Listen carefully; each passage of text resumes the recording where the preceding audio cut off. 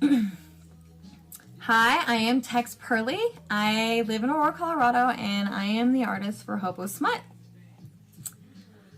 My favorite creative resources to get inspired are probably thrifting. I've met some great people doing that. On Facebook, they have this like marketplace where people post like stuff they're giving out for free or real cheap, and I will meet them and do a lot of art trades that way, or just get like free scrapped wood and stuff. That's probably like my favorite resource thing to do. Which leads to the next question is, what projects have you started doing and learning in 2020? Well, before this year, I really just did watercolor and nothing else. I've been doing watercolor since 2011, and I haven't really gone outside of the watercolor spectrum.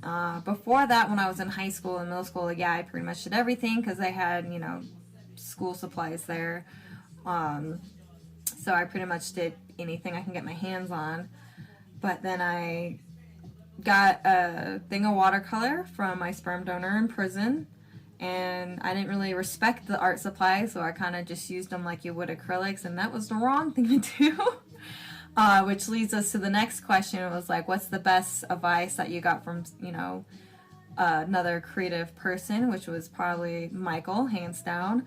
If it wasn't for him to point out that I had no idea what kind of watercolor paint that I was using, I probably would have not put any thought into it, because at the time I was pretty arrogant.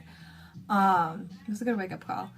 God, I was like 2013 was my first art show. And at that time I was doing watercolor for 3 years and still hadn't figured it out. Everything I know about watercolor was thanks to this guy. He actually got me different type of watercolor paper because I was so stingy on sticking with the cheap shit, because I was just drawing and it wasn't as heartfelt as it was as it should have been, I should say. It took, because I for a long time I didn't like being open as an artist, and it wasn't until probably a couple years ago that I really started becoming more open about it. And for 2020 I made this revolution that I was going to try any kind of art that I can get my hands on and explore, because the one thing I did learn is your art supplies do make a difference. However, they don't have to be expensive for it to be amazing. So this past summer I did dumpster diving and thrifted and made some amazing cardboard artwork, and I am now painting on scratch wood, and it's more satisfying. However, I'm not really making any sales right now, but I think it's because I'm not nearly as, like, my watercolors and my inks, I struggle more with people with the pricing. It's not that I can't get it to sell. Now with the acrylic ones, I'm not nearly as talented because it's very different. And when I explain it to people, the best way I can explain it is watercolor is like a working relationship. So it's easier for me because it has a mind of its own. It moves, you could try to control it, but once it's there, and it's hard to fix a watercolor mistake. Well, I'm a very sloppy person, so when I paint, I'm kind of like all over, and I like watercolor because I can feel the intimate relationship I have with that painting because of the layering and how on top of it I get with it. It's like sex for me. Watercolors and acrylic, like, you put it down and it kind of just stays, so you have to like spread it, so it feels so forced. I'm like, I don't like this. So I'm trying to get past that. Well, I'm getting past that, so I'm getting better with the acrylics now. But that kind of is like the first 3 questions combined, so good questions. And then an artist that I admire and why. God, where do I start? I already told you about Michael, so I can't use him again. Ravel, actually his artwork is in the background of my video.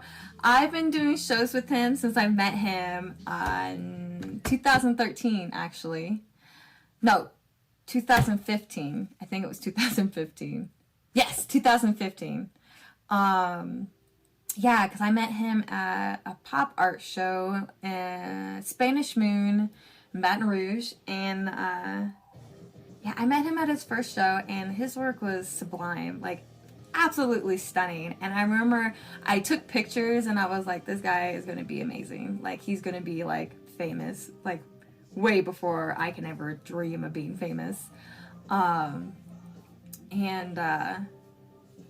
The one thing that he does that I admire a lot is that he's constantly drawing. It doesn't matter where he's at. He's constantly drawing. He's always got these ideas going. His mind is always running. And that's amazing to me. So I actually started doodling more because of him and trying to, you know, get used to always drawing. Even when I don't feel like drawing, because you get in those moods and like, you don't feel like drawing, you can't draw. And it sucks. It gets in your head because you know you can draw it. And if you just get out of your head, and a lot of it when people are like, it's in your head, you're like, yeah, it is, but if I could get it, I would get it out. So he's actually helped me deal with a lot of my art blocks, and that he didn't even say anything to me. I just watched him. Another artist, this girl named Madison, her work is amazing. It kind of reminds me of Ravel's, but she also does this fashion line too that she has on Etsy, which I think is amazing. She'll like these bra things that's got like beadery on it. Gorgeous stuff. And so I'm actually setting up an Etsy this week. I'm trying to get inspired from like everyday artists, and I say everyday artists, like artists that you can actually talk to, local artists, real artists, not ones that you just read about in the books. Now that's still important, and I am a huge nerd for reading like history books and stuff. I love it, and I love it because what's great is that now that I have my kids with me, I get them really into it as well, which is awesome. And my girls actually are really into art too now because of it, which is nice. So like I'll have art friends over, and then like I'll get my daughter involved, and that's nice. God, there's so many artists that I admire. Like I can't go through and name every single one. Austin, I haven't talked to him in a little bit. I need to check up on him, but he does this great pen work, and it's very like monstrous, demon looking, and very dark. And he's got a very dark soul, so it makes sense. And he's very like very bold with his work. And the one thing I learned from him is that you can hide through your artwork and still expose yourself, and it not be a bad thing. So I've actually, this past year, I've been a lot more open up about my past, because, you know, you can't appreciate art as much without knowing the artist. So because of that, I mean, I took the other hand. I was like, you know what? I'm going to be more open. So here I am. But let's move on, because I can talk about all the artists that I love so much and what I've taken from them all day. I try to keep an inner circle of artists that I, you know, sometimes I'll rotate out, but I'll like try to like keep up with them and learn as much as I can from everybody else and like share what I learned with them. I'm all about that. I think that's amazing and a great way to have a community of artists, especially if other artists supporting other artists. Kind of like how Van Gogh and Picasso, like when they were younger, they wanted an art group, and then you have that community and artists building other artists up. If the classics, you know, we're passionate about and they thought it was a good idea, it's probably still a good idea, right? Good ideas don't expire. So assuming you didn't have any limits of budget, time, and topic, what would my next dream project be? Well, I'm not going to tell you about the ones I'm already working on, because that wouldn't make any sense. Because I do a lot of illustrations of women and stuff. However, my biggest dream project that if I had the money for it and the time, actually this is, there's only a few people that actually know about this. And usually it's only people that like know me, because, you know, I've just been more open recently. Like, I grew up in foster care. I've been adopted twice and then unadopted both times. So the one thing that I want to do is, this is going to sound really cheesy.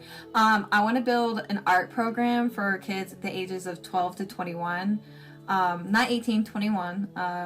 Because 18 doesn't end when you're a foster kid. It ends for us, but we still need help. I mean, they're like, oh, you're 18, bye, that's it.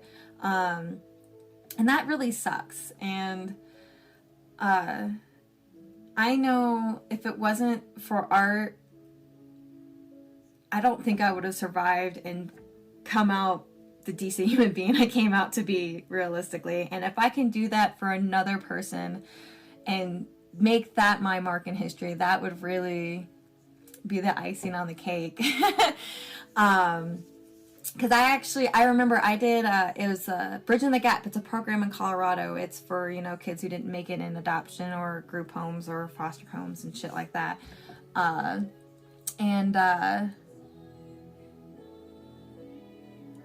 to get emotional. I remember they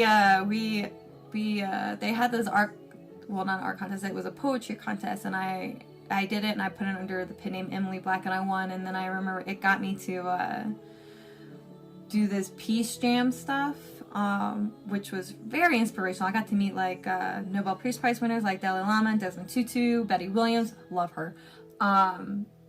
And I met a Rwanda survivor.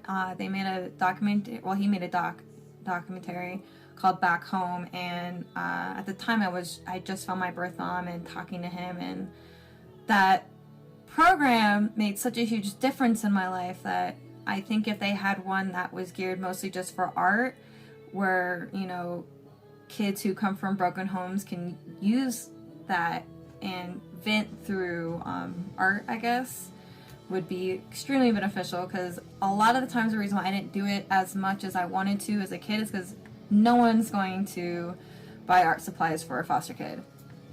I know that sounds crappy, but that's just how it is. I remember I would steal school supplies so I could do art. So guilty. And like when I started foster care, they told me to pack all my essentials, and all I packed was paper and pens. They were pretty peeved when they figured that out. But I always knew I was going to be an artist. Like, I even tried to get Denver School of the Arts, and they told me I would never be an artist because I'm untalented, and I was like, what? So even growing up with people always tell me, you're not going to make it an artist, you're not talented enough, you're not going to be an artist, it's not a job to have, blah, blah, blah, blah, blah, blah. Yeah, I even snuck art supplies in basic training. They found out I did my first mural for the Army because of it. So don't change who you are when people, you know, talk down to you about it. And you know, not everybody has that, you know, willpower. And if I can provide that through art for kids who don't have anything else, I think that would be a huge positive impact. And that would be my biggest dream project if I had the money and the time. So, yep, I'm going to end this video.